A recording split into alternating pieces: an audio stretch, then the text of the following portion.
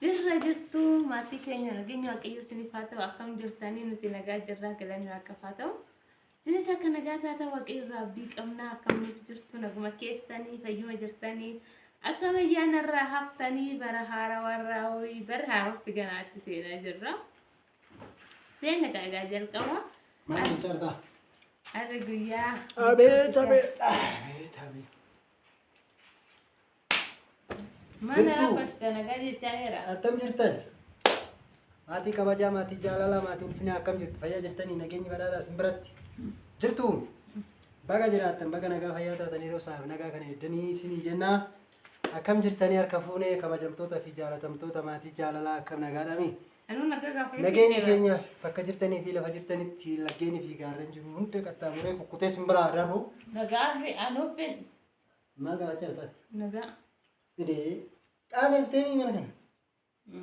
Taadaan gaammaatti akkam jirtanii ayyaana qaamhitirraa haftanii warri qaamee deemtanii. Baga bara haaraa geessanii siniin jedhaa baga wajjumaan keenya 2017 baga nagaan geessanii xiqqoo viidiyoon dimim jedhaa duumessatu jira sirruufasi. Sababa sanii fi xiqqoo viidiyoon kaameraan isaa sirrii miti. Kanaaf gaa akkam jirtu isin barri haarofti maal gaaf fakkaata jalqabbiin isaa akkamii jirtu? Jirra. Warri ayyaana qaamee dabarsitan dubartoonni warroonni biyya keessatti warri biyya alaa jirtanii isinitti mee jiran gaddaa wadaajii argattanii dhungattanii dharraatu malee isiniin jedheera. Maal arganneen argatu? Warri biyya keessa jirtan akkam namoota meeqatu dhungatamee warri dhungattan koomentii naaf barreechaa. Dubartoonnis dhiirris warri wadaajii argattanii barana haarawaa taatanii akka haarawaatitti jaalallee addisi wadaajii dhungattan. Hoo jiraattan komentii jalatti naa barreechaa. Ani silaa yaada dhungadhee isinitti agarsiisee jira. Miti kun shakkii qabu. Ani dhungadhee kiyya isinitti agarsiisee jira. Baluun dhungattee isinitti agarsiisee jirti. Kanaaf warri dhungattan mee nama mee argiteeti? Namni kana.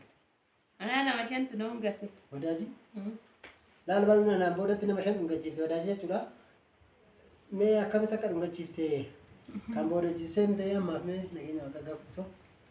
Silaan irraa fatte maal gaafadha? Sirraa fuudhan. Egaa maatii keenya bakka kaarra deebi'an bara haarawaa bara 2017 nagaan geessanii siniin jenna. Egaa nuti nagaa keenya barrillee kinoo gaariidha baay'ee tokko namatti tola. Barri kun keessatti baay'ee tokko bara kamiyaati kaasu kaasii tole bakka baratti milkoofte.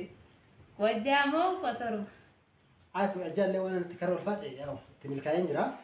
Hundumtuu akka kaayyoof karoora keessatti waan ta'eef milkaa'een jira. Mulus kan milkaa'uu baadu kan immoo naafis jira waan ta'eef kan immoo naafis barana 2017 jalqabbii kanarratti nan milkaa'ee tananii abdii qaba.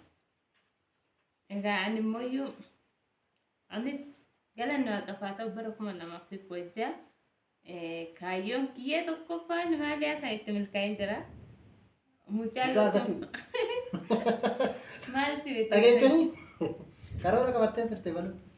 Gini immoo waaqayyo akkuma garaa kootiin naaf godhe galata isaa hunda keessanuu kan karoorfattan akkanumatti isiniif haa guutu isiniin jedha maatii keenya.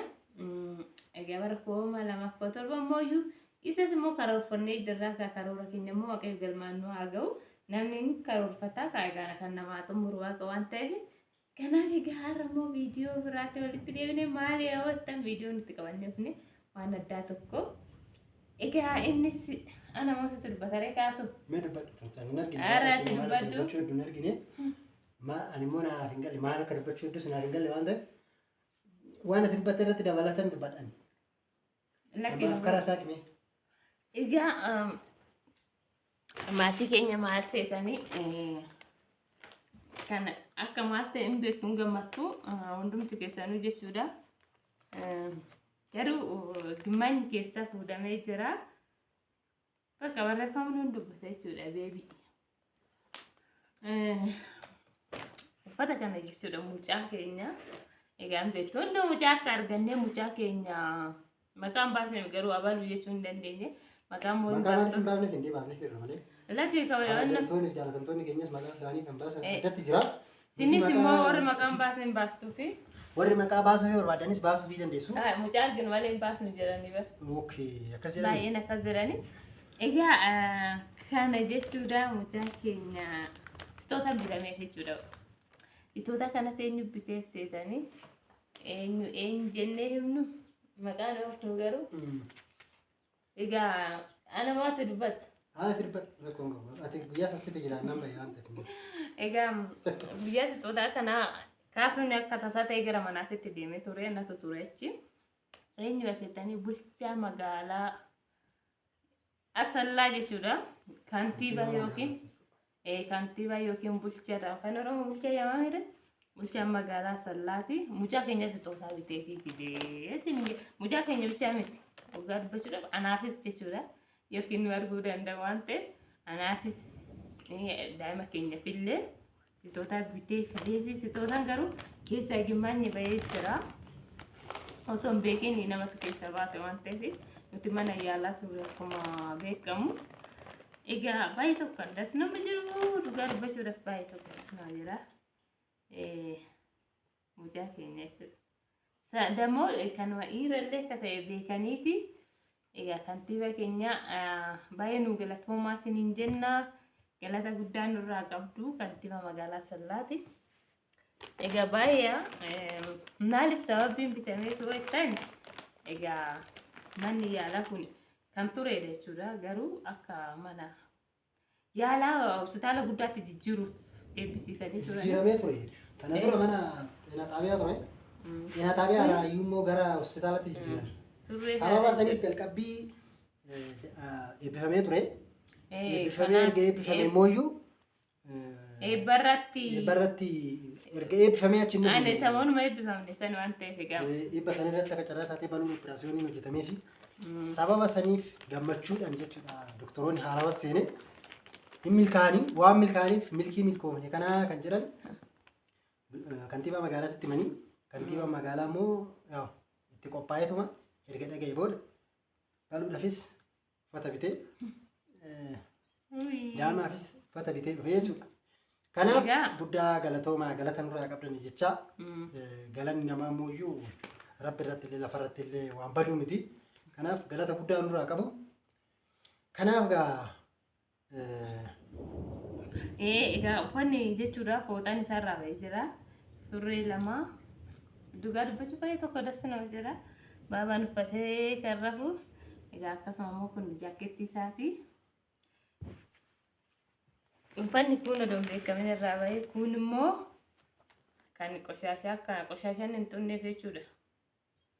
Qoshashaan akka hin xunne baabaan asirratti ta'e waan hojjetame isaa nyaata yookiin qorsiisaa jechuudha. Kun ammoo koffiyyaa mataa isaati. Beebii jechuudha. Inna uffanni fooxaa isaatii fi Yerti jalatti turraa bahee jechuudha odoo beekamin asitti irraa fuwanii. Jechuun badee osoo hin taane irraa baheeti mucaatti uffatame. Iddoo sana haaraa waan ta'eef mucaanis bakka yaa tokko jiranii tuffisanii isiniin jenna. Kanaafiyyuu kantiibaa keenya baay'ee tokko galatoomaa fardaa isin jechuu jaalannaa. Egaa kana fakkaata. Bara haaraa keessa baluu waan kanaan kan bara 2016 baluun isa kanaan haguugdee jechuudha. 2017 immoo jalqabbii isaa waan karoorfanneef jira. Karoorri keenya immoo viidiyoo keenya kana sheer kompiiliitoo nu gootanii gama keessanitti nu maxxan. Viidiyoo keenyanis immoo wanta nu isin qopheessinee jira. Kanaaf gama keessanitti nu maqaa nu guddisaa isin jechuu jaalanna. Yaa'u amma namoonni sheer nu gootan warroonni immoo nu barreessatis koomentiis nu barreessaa jirtan gara keessattiinis namoonni baay'een namoonni nu dubbisaa jirtan jirtu guddaa galatoomaa. Galata guddaa nurraa qabdan dhugaa waaqayyo. Barri kun immoo bara itti milkoofnu kan bara darbee caalaa bara itti milkoofnu hunda keenya fuuyyuu ilmaan namaa kan ta'e kamuufuu kan milkii nuuf haa ta'u keessaayyuu biyya keenya keessatti biyya haraara nu haa buusu waaqayyoon bakka guddaan kan kadhannuu fi kan itti boonyu rabbi tokkicha jechaadha isa kan uume waan ta'eef kun hin naqabamu. Dunyaa illee naqabama qabeenyi fiteessa ganamaatiin hojjetame hin argamu. Fayyaa qofni yoo namaa jiraate qabeenya foo miti takka tasallee jechuudha. Maaliif hin argatta namni akka gaaf dhalatu qullaa dhalate galgala keessa uffatatti baa waan ta'eef sigara eela'u. In argama qabeenya. Hojjette taanaan karoora qabaatte taanaan bira ga'uu dandeessa. Kanaaf akkasuma immoo viidiyoon keenya nuti yaa'u guddaa galatoomaa guddachaa jirra. Yaa'u odoo kufnees miizana gubbaa jirra waan kufnu miti. qixxee tokkoon dabarre qixxee tokkoon immoo qixxee keessa jirra jechuudha. Kanaaf warroonni immoo akka sadarkaa kana geenyu nu gootan guddaa dhugaa rabbii guddaa galatooma guddaa. Anama fakkeenyaaf viidiyoo namaa kan laan tokko isaa bira darbaa jiru dhugaa. Sheer godhaaf hin darbaa jira maaliif Subscribe yoo goota. nan godhaaf hanga hin danda'ameen sa'aatiin akkan argadhetti nan godhaaf garuu sa'aatiin nu qabnu sa'aatiin argala. Sa'aatiin barbaachisu. Jechi kiyya ka sa'aatuma laala sanittu sa'aatuma banee seenu sanittu godhaatuman jira. Kanaaf guddaa galatooma isiniin jecha baluun yoo yaada qabaachuu baatte yaadallee baay'ee isinitti hin dheeressinu isininuuf hin yaadanii. Kanaaf yaada muraada keessa waaqayyo warroonni biyya keessa jirtanis warroonni biyya alaa jirtanis waaqayyo yaada keessan sin haa milkeessu waa yaadan galmaa sin haa ga'u. Kanaaf maal jechuu edda. Egaa kanuman jira. Bakka viidiyoon illee xiqqoo deemuu jedhee jira. Marbaatiin baddee dursee muhurumlee baay'ee tokko ufaa jira rooba hamaadha. Kana fakkaataa kinoo baluu erga deessee sitti tolee naan jettanii dhuguma baay'ee tokko natti tole baay'ee tokko furdadhee jira. Kaasunu. Ayyaani maana nu qaba. Kaasunu maal na jalaa wanna hafe qabu. Homaan arganne waan ishiin nyaatu tokkollee hin arganne. Maqaa mana balleessita. No. Sin kennin. Naan kennin. Agaa. Waan nyaachaa jirtu ishiin amma fakkeenyaaf waan akka lallaafaa kanneen waan akka lallaafaa kun immoo baay'ee naan ta'u. Maa? Natti hin tolu. Na akkasii bakka viidiyoo isinitti hin dheeressinu viidiyoo biraatti nagaa walitti deemnutu nagaa nuuf taasin jaalanna.